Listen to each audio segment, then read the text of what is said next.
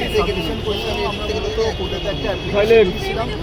যেই অ্যাপ্লিকেশনের প্রধান কারণটা হচ্ছে এই কোর্টেতে আমরা স্ট্যাটাস রিপোর্ট কলফর করেছিলাম। সেখানে স্ট্যাটাস রিপোর্টে সিবিআই তদন্ত হচ্ছে, আপাতত রাজ্যের কনস্টিটিউশন এসিপি তদন্ত করছে, কমিশনার অফিসিয়ালি তদন্ত করছে না। এবং ওদের এখনকার স্ট্যাটাস রিপোর্ট অনুযায়ী খুন এবং ধর্ষণ শুধুমাত্র তার জন্য সঞ্জয় রায় দায়ী, আর কেউ না। আমরা অনারেবল সুপ্রিম কোর্টে ওনারা যেই স্ট্যাটাস রিপোর্টগুলো দিয়েছিলেন সেই সময় সেইগুলো কলফর করেছি, এবং সেই স্ট্যাটাস রিপোর্টগুলো যখন আমাদের হাতে আসে তখন দেখতে পাই তখনকার সিবিআই যে রিপোর্ট দিচ্ছিল এবং বর্তমানে যে রিপোর্ট দিয়েছে সেগুলোর মধ্যে আকাশ পাতাল তফাৎ। এবং সেই সিবিআই যে রিপোর্টগুলো দিয়েছিল ওখান থেকে আমরা যে তথ্য পেয়েছি সেই তথ্যের উপর বেস করে আমরা রিপোর্টগুলো রেখেছিলাম। আমরা কতজনের কাস্টোডিয়াল ইন্টারোগেশন বা গ্রেপ্তার চেয়েছিলাম, যাদের প্রথম হচ্ছে গিয়ে অনুপ দত্ত, এএসআই অনুপ দত্ত, যার আন্ডারে সঞ্জয় রায় ছিল এবং যার কথা অনুযায়ী সঞ্জয় রায় কাজ করত। এবং সিবিআই এর স্ট্যাটাস রিপোর্ট অনুযায়ী এই অনুপ দত্তকে যখন জিজ্ঞাসা করা হয়েছিল যে সঞ্জয় রায়ের ঘটনাটা ঘটানোর আগে এবং পরে আপনার সাথে কোনো সঞ্জয় রায়ের সাথে কথা হয়েছিল বা কিছু না, তখন যেই উত্তর অনুপ দত্ত দিয়েছিল সেই উত্তরে পলিগ্রাফ টেস্ট ক্লিয়ার করেনি। তার মানে অনুপ দত্ত ইস্যুর পরেও অনুপ দত্তকে কেন কাস্টডি নেওয়া হয়নি সেটা নিয়ে ছিল আমাদের আবেদন।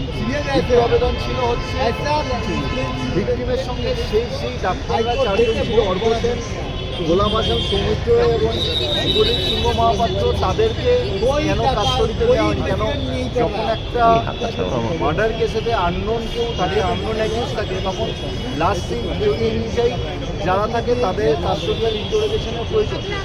এইখানে সিবিআই এর বক্তব্য তারা পলিগ্রাফ টেস্ট ক্লিয়ার করেছে।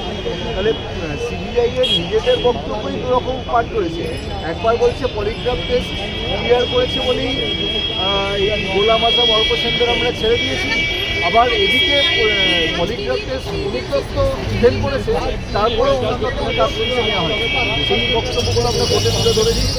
এটা ছাড়াও আমরা আরও যেই কাস্টডি যাদের আমরা চেয়েছিলাম এই কেসেতে, তারা হচ্ছে গিয়ে ঘটনা ঘটে যাওয়ার পরে যারা মৃত ভিক্টিমের বডি মানে খুঁজে পেল, ডিসকভার করলো, সিবিআই রিপোর্ট অনুযায়ী তাদের দ্বারাই সেই সময়ে যেই বায়োলজিক্যাল যা যা এভিডেন্স ছিল সেইগুলো নষ্ট হয়েছে। তাহলে তারা যখন বলছে যে যাদের দ্বারা এগুলো নষ্ট হয়েছে, যারা প্রথম বডিটা পেয়েছিল, যেখানে কয়েকটি ডাক্তারের নাম আসছে, তাদেরকে সিবিআই সেই তথ্য যেটা আছে সেই তথ্যটা যে নষ্ট হয়েছে সেই জন্যে এভিডেন্স ট্যাম্পারের জন্য তাদেরকে অ্যারেস্ট কেন করলো না সেটা নিয়েও আমাদের আবেদন ছিল। নেক্সট আবেদন আমাদের ছিল কাস্টডিতে নেওয়ার জন্য কলকাতা পুলিশের যারা অফিসিয়ালস, যাদের তত্ত্বাবধানে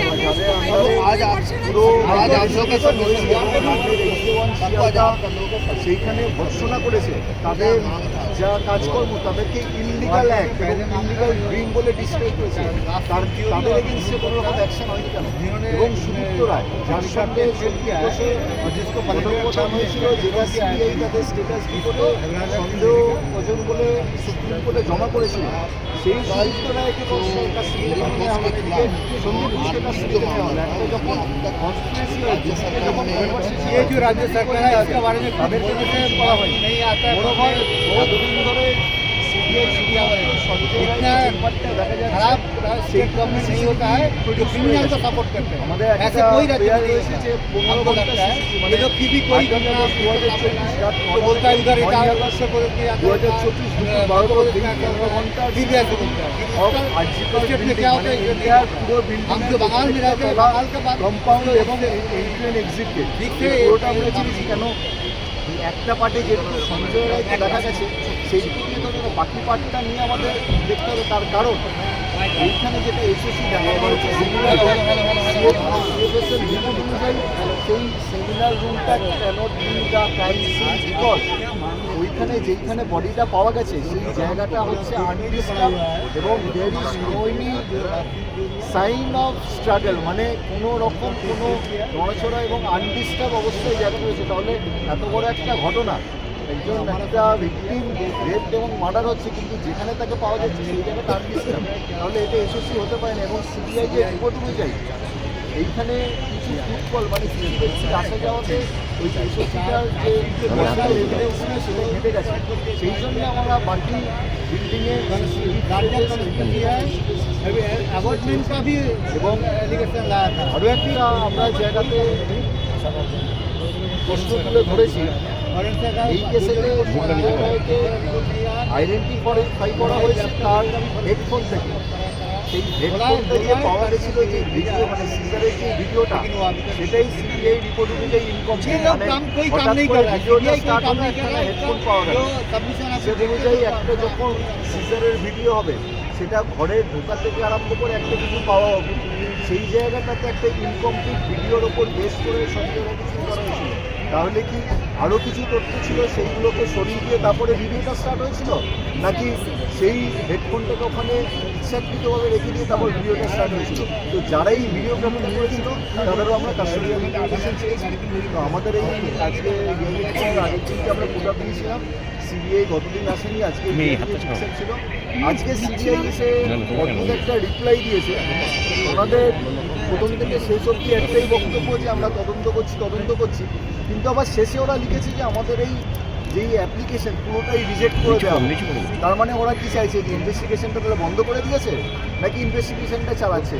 আমাদের প্রসিকিউশন তো ডিফেক্ট মানে যারা কমপ্লেনেন্ট তাদের সাথে থাকা উচিত, তাদের যা যা আর কি বেদনা এবং তাদের যা যা ভিউ আছে সেগুলো শোনা উচিত। এইখানে সিবিআই মানে প্রসিকিউশন উল্টো রোলটা প্লে করছে, মানে একই সঙ্গে থাকা উচিত, তারা আমাদের অপোজিট পয়েন্টে এইদিকে ঘুরে বেড়াচ্ছে। এদিকে আমরা যেগুলো রয়েছে সেই জায়গাতে ওরা বলতে পারতো যে আমরা সেইভাবে তদন্ত করছি, কিন্তু সেইটা না বলে তারা পুরো অ্যাপ্লিকেশনটা রিজেক্ট করে দাও। তার মানে কি সিবিআই তদন্ত করতে চাইছে না? একদমই। এবং সেই জন্যে আমরা আজকে এও বলেছি, এই যে লার্জার কনস্পিরেসি বলে কথাটা উঠছে, CBI part of the larger conspiracy, one of the person what is called of this larger conspiracy, যখন আমরা আজকে অ্যাপ্লিকেশন দিয়েছি কন্টেন্ট করে বিচার করে আরেকটা বিষয় যেটা সিবিআই বলছে যে কোন গ্রাউন্ডে আপনারা যাদেরকে গ্রেপ্তারের দাবি করছেন কাস্টাডি নিয়ে, তাদেরকে কোন গ্রাউন্ডে অ্যারেস্ট করবেন? আমাদের প্রোটেস্ট পিটিশন যখন তখন করতে পারি, চার্জশিট হয়ে গেছে এবং সেই কেসের যখন ট্রায়াল হয়েছে তারপরেও আমরা প্রোটেস্ট পিটিশন করতে পারি।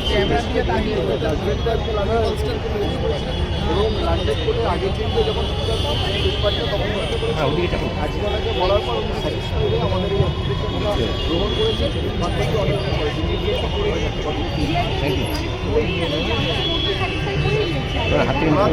ওনারা বলছে কোর্টকে স্যাটিসফাই করেছে, কিন্তু এটা ওনারা সামনে আনছেন না বা বলতে চাইছেন না যে লান্ডেড এভিকে1 শিয়ালদাই পয়েন্ট আউট করে দিয়েছে যে সিবিআই কোনো রকম কোনো ইনভেস্টিগেশন করেনি এবং এই সিবিআইয়ের যে তদন্তকারী অফিসের সীমাপাও যেখানে সেটা ভৎসনা করে বলেছে যে উনি কোনো রকম স্পেসিফিক ইনভেস্টিগেশন করেনি। কলকাতা পুলিশ প্রাথমিক যেটা করেছিল সেটাকে উনি সুন্দরভাবে প্রিন্ট করে চার্জশিটের আকারে তুলে ধরেন, এছাড়া উনি কিছু বলেন। আমরা তো বলছি যদি ওনারা তদন্ত করতে না পারেন বা করতে না চান সেটা লিখিত আকারে দিন। এর আগেও আমরা যখন সিবিআই অফিসে গেছি ওখানেও ওনারা বলেছেন যে আপনারা যদি স্যাটিসফাই না হন তাহলে আমাদের থেকে নিয়ে যান।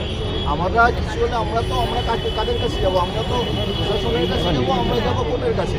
এখানে যদি সিবিআই যে highest form of investigation agency of India বলা হয়, তাদের থেকে যদি এই ধরনের একখানা ইনভেস্টিগেশন দেখি তাহলে তো মানুষের আস্থা উঠে যাবে আইনের প্রতি। কোর্টের কাছে তো তাদের হবে এবং তারাই সব কিছু আজকে লুকিয়ে রাখছে। সেই জন্যই তো আমরা বলছি CBI one of the part of the larger conspiracy. 20 তারিখে লান্ডেড কোর্ট বলেছে অর্ডার আস্তে আস্তে দিয়ে আগামীকাল উনি দেবেন, কাল বা পরশু উনি দেবেন। আমারও তো বলেছে আমরা হচ্ছে অমর সাথে অ্যাডভান্স শিয়ালদা কোর্ট রাষ্ট্রীয়